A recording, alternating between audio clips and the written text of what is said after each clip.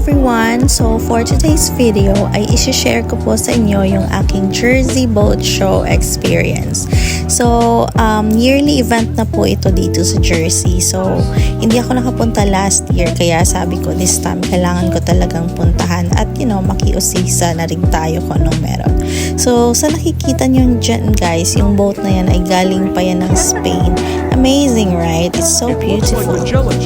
This boat sailed all the way from Spain. So balak ko din talagang pumasok dyan pero medyo mahaba yung pila sa ticket. So sabi ko, sige na nga, okay na ako sa pagtitake muna ng videos, next time na lang.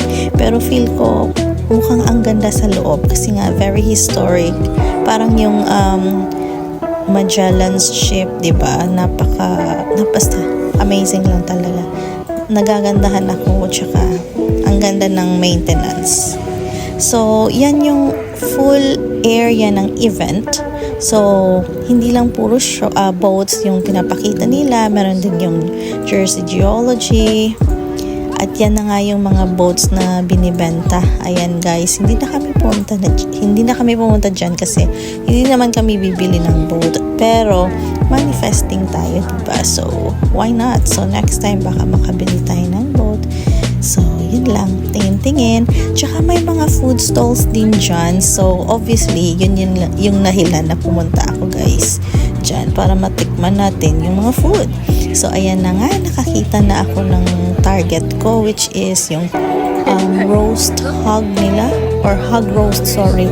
Yun na may crackling. At hindi ako magpapahuli at bumili na nga ako. Nakita ko yung paella kaya bumili na ako din. So, ayan na guys, yan yung naglalakad-lakad kami. Medyo maraming tao, nag-e-enjoy sila. Ang ganda lang talaga ng vibe. Kasi nga, napakaganda ng weather, around 15 to 16 degrees. So, ito na nga guys, pauwi na kami, nasa parking lot na kami. So, balak naming mag-drive around the island muna bago umuwi. So, thanks again for watching guys. Till next time, bye!